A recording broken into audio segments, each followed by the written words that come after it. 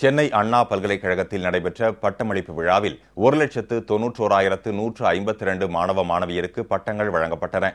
சென்னை அண்ணா பல்கலைக்கழகத்தில் நடைபெற்ற 36வது பட்டமளிப்பு விழாவில் முனைவர், முதுகலை, இளங்கலை மற்றும் பட்டய படிப்பை நிறைவு செய்த மாணவ மாணவியருக்கு ஆளுநர் டாக்டர் கே. ரோசய்யா சான்றிதழ்களை வழங்கி பாராட்டினார்.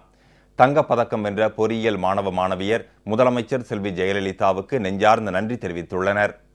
மெக்கானிக்கல் இன்ஜினியரிங் அஃபிலியேட்டட் கேட்டகரியில் கோல்டு மெடல் வாங்கியிருக்கேன்.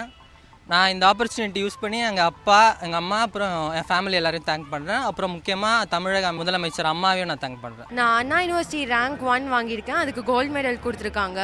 இப்படி ஒரு நல்ல கேம்பஸ் அட்மாஸ்பியர் எங்களுக்கு அமைச்சு கொடுத்த தமிழக சிஎம் அம்மாவுக்கு நான் நன்றி சொல்லிக்கிறேன். இந்த விழாவில் அமைச்சர் திரு பி. பழனியப்பன் மற்றும் இஸ்ரோ திட்ட இயக்குநர் திருமதி என். வளர்மதி, துணைவேந்தர் பேராசிரியர் முனைவர் எம். ராஜாராம், உயர்கல்வித்துறை செயலாளர் செல்வி அபூர்வா உள்ளிட்டோர் கலந்து கொண்டனர். சென்னை அண்ணா பல்கலைக்கழக பட்டமளிப்பு விழாவில் 1385 மாணவ மாணவியருக்கு முனைவர் பட்டமும், 40 மாணவ மாணவியருக்கு ஆய்வு பட்டமும், 42,165 மாணவ மாணவியருக்கு முதுகலை பட்டமும் வழங்கப்பட்டது.